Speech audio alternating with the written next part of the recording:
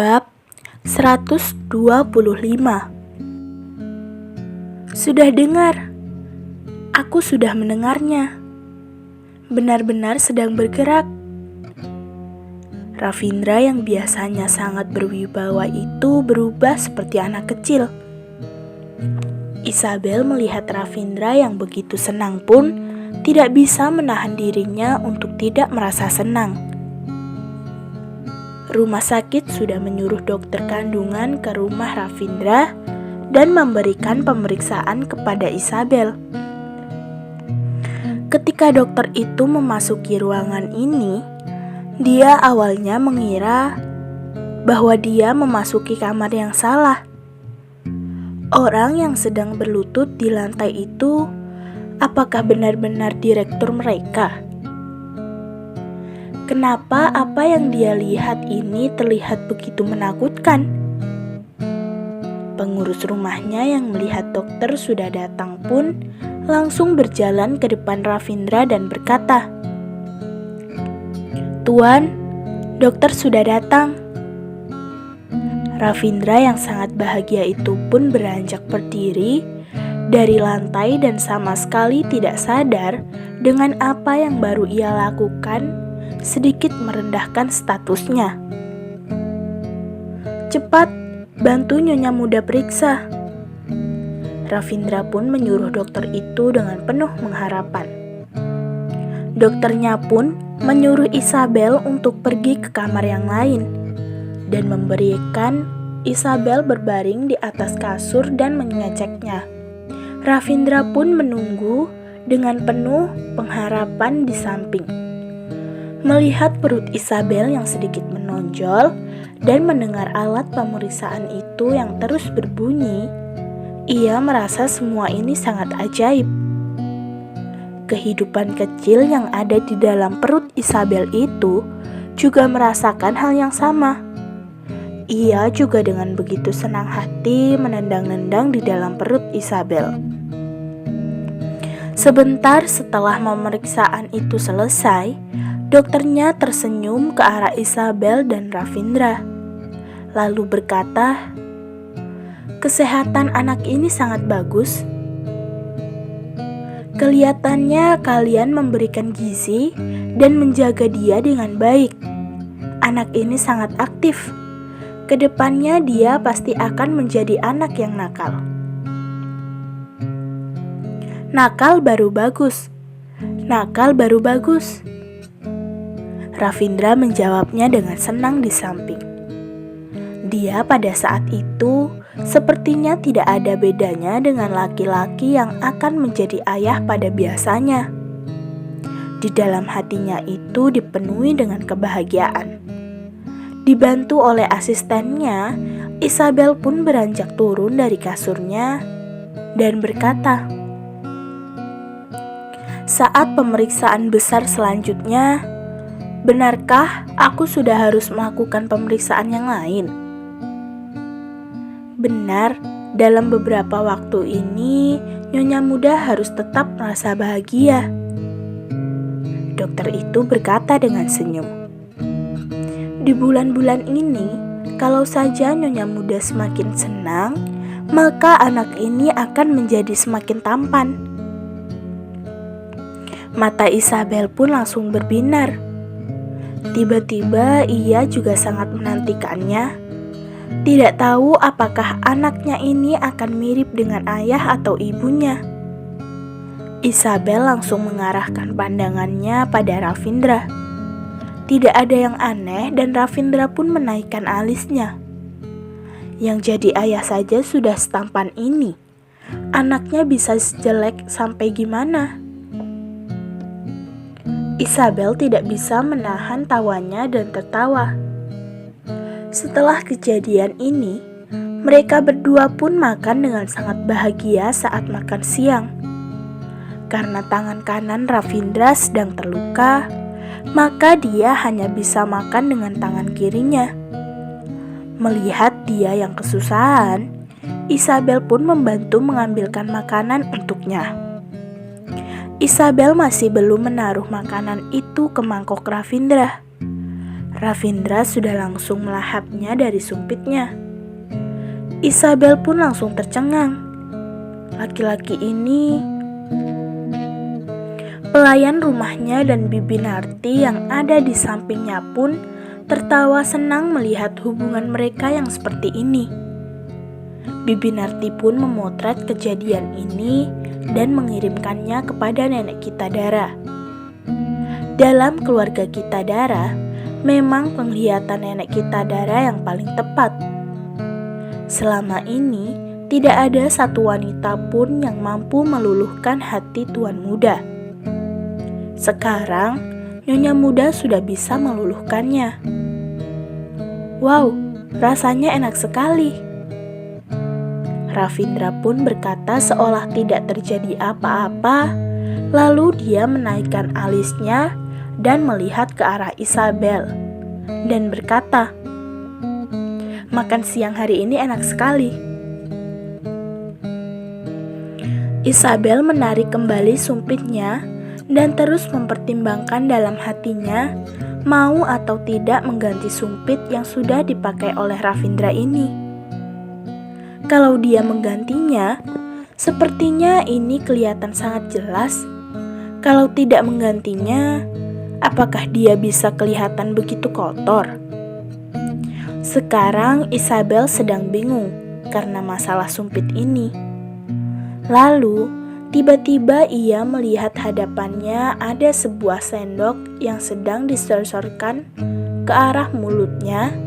Lalu dia mendengar suara Ravindra. "Coba bubur ini. Ini adalah bubur bergizi yang sengaja dimasak oleh Bibi Narti untukmu. Dengar-dengar kalau kamu makan bubur ini, anak kita akan jadi sangat tampan. Saat aku belum lahir, ibuku juga minum bubur ini. Makanya kamu lihat, di dunia ini ada laki-laki yang lebih ganteng dari aku tidak?"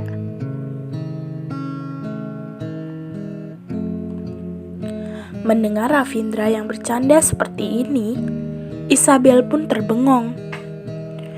Isabel mengangkat kepalanya dan melihat ke arah Ravindra dan melihat pandangannya yang penuh dengan harapan. Tidak tahu kenapa, dia hanya tidak ingin membuatnya kecewa. Lalu Isabel pun menundukkan kepalanya dan meminum sup yang disosorkan Ravindra ke arahnya. Dan di dalam tatapan Ravindra pun terlihat dia sangat senang.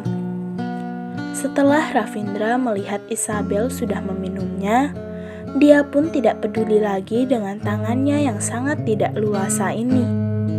Dia terus menyodorkan satu sendok demi satu sendok ke arah Isabel. Isabel melihat Ravindra yang begitu bersemangat, ia pun menjadi tidak enak hati untuk menolaknya.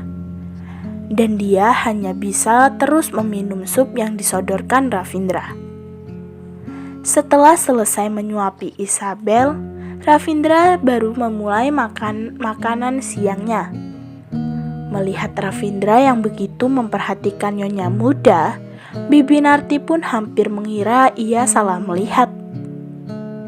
Setelah selesai makan siang, dokter pun membantu Ravindra mengganti obatnya. Setelah berpikir sebentar, Ravindra menyuruh dokternya ikut bersamanya masuk ke ruang kerjanya dan tidak membiarkan Isabel masuk. Bibi Narti yang berdiri di samping Isabel pun terus tertawa dan menutup mulutnya. Isabel pun bingung melihat Bibi Narti yang tertawa begitu. "Bibi Narti, kenapa kamu begitu bahagia?" "Aku bahagia untukmu." Bibi Narti masih terus tertawa. "Tuan Muda begitu perhatian pada Anda. Sekarang Tuan Muda sudah punya hati." "Sudah ada hati?" Isabel menjulurkan tangannya dan mengusap perutnya. Bayi di dalam perutnya sepertinya bisa merasakan perasaan Isabel, lalu dia pun begitu bahagia dan menendang-nendang. Isabel pun tertawa dan tidak mengatakan apa-apa. Setelah Ravindra mengganti obatnya, dia tidak langsung meninggalkan ruang kerjanya dan berdiam sebentar di dalam ruang kerjanya. A kecil terus berdiri di depan, dan setelah Ravindra menuruni tangga, dia baru datang dan menunggu perintah dari Ravindra. Ravindra berjalan ke samping Isabel, lalu menundukkan kepalanya dan berkata, "Aku mau pergi kerja." "Baik," Isabel menjawab dengan tenang.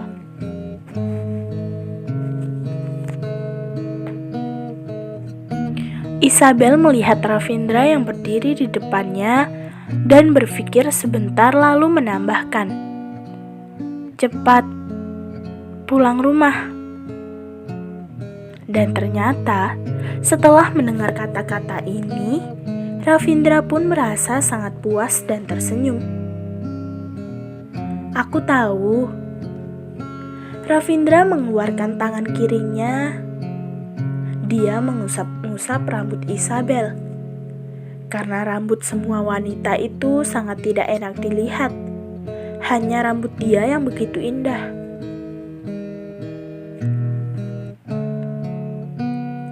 Ravindra pun membalikan badannya dan pergi.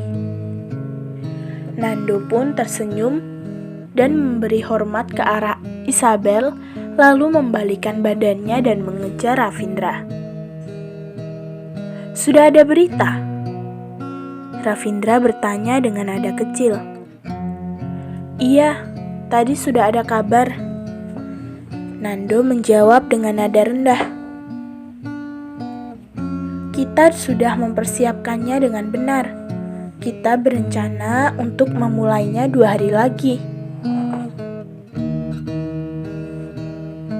"Wow!"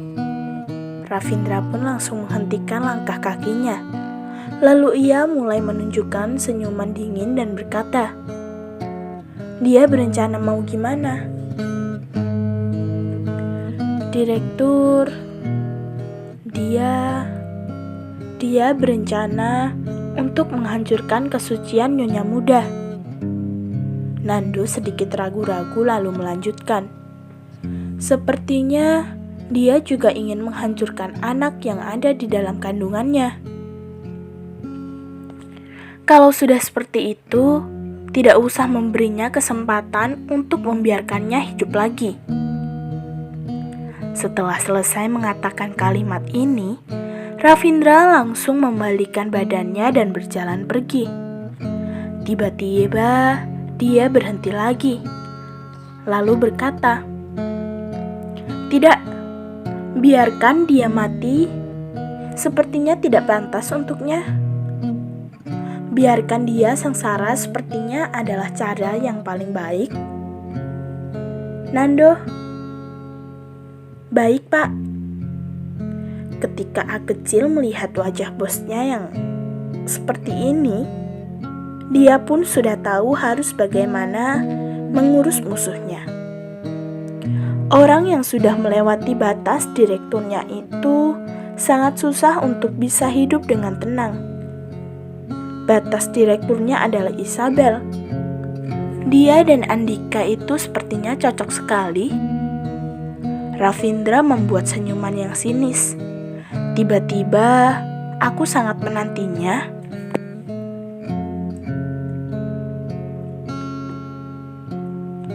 "Aku sudah tahu harus bagaimana mengurusnya."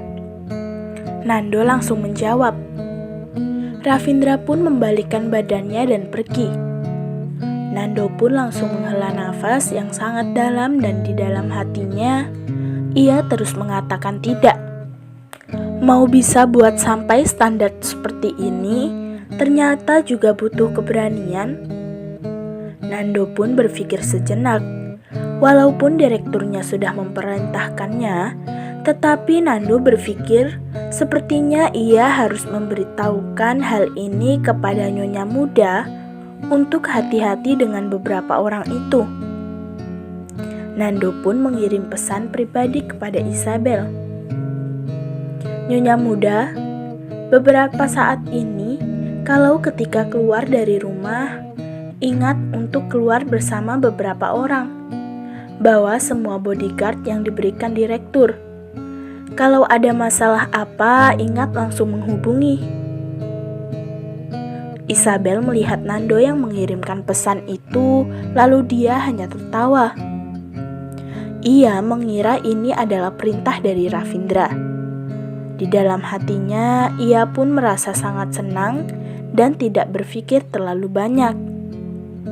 Isabel pun berjalan sebentar di depan halaman dan berencana untuk kembali ke kamarnya untuk tidur siang. Tiba-tiba handphonenya berbunyi. Asistennya pun langsung memberikan handphone itu kepadanya.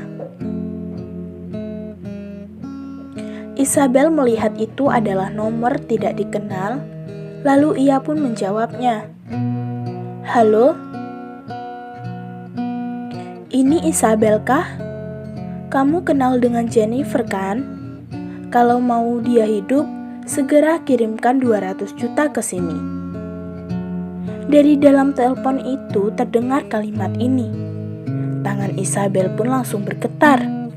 Walaupun ia tidak begitu dekat dengan Jennifer, tetapi sekarang hidup Jennifer ada di tangannya. Tentu saja dia juga merasa takut. Kamu ini siapa? Benar-benar lucu sekali. Hidup dia apa hubungannya denganku? Isabel berpura-pura tidak peduli dan menjawab. Pada waktu ini dari dalam handphone itu terdengar suara Jennifer yang sedang berteriak. Isabel, bantu aku. Isabel, aku salah. Aku benar-benar tahu aku salah. Mereka sebenarnya mau mengancam aku untuk mengatakan keberadaan ibu kamu. Aku tidak mau mengatakannya. Makanya mereka menangkap aku ke sini. Tolong bantu aku. Tentang ibunya? Apa maksudnya? Orang ini sebenarnya siapa? Mengapa mereka mau tahu informasi tentang ibuku? Pada saat ini, Jennifer langsung berkata, Isabel, mereka bilang ibu kamu ada menyimpan sebuah rahasia. Jadi mereka mengancam aku untuk menanyakan keberadaan ibumu. Sembarangan ngomong. Ibu aku bagaimana bisa ada rahasia? Jennifer, kamu sudah membohongiku 2 kali. Kamu pikir aku masih bisa masuk perangkapmu? Sudah cukup aktingmu. Aku tidak mungkin mempercayaimu lagi. Selesai mengatakan ini, Isabel langsung menutup teleponnya. Kemarin Isabel baru mulai merasa kasihan kepadanya. Hari ini dia sudah mulai berakting lagi. Jennifer kira dirinya bodoh. Perasaan baik Isabel pun dibuat rusak oleh Jennifer. Lalu dia berkata pada asistennya, "Tidak jalan-jalan lagi, kita balik ke rumah." Isabel baru saja mau membalikan badannya, handphonenya sudah berbunyi lagi, dan ada sebuah pesan yang masuk. Isabel, anggap saja kamu jahat. Kamu tidak bisa memasuk perangkap aku juga tidak apa-apa. Tapi kamu tidak mungkin tidak mau tahu berita tentang orang tua kandungmu kan? Kebetulan sekali, saat kita bersama waktu kecil, ibumu pernah memberitahu aku beberapa informasi tentang hidup dan matimu. Kamu sekarang ada di tanganku. Kalau kamu tidak datang, aku akan memotong jari ibumu dan mengirimkannya kepadamu.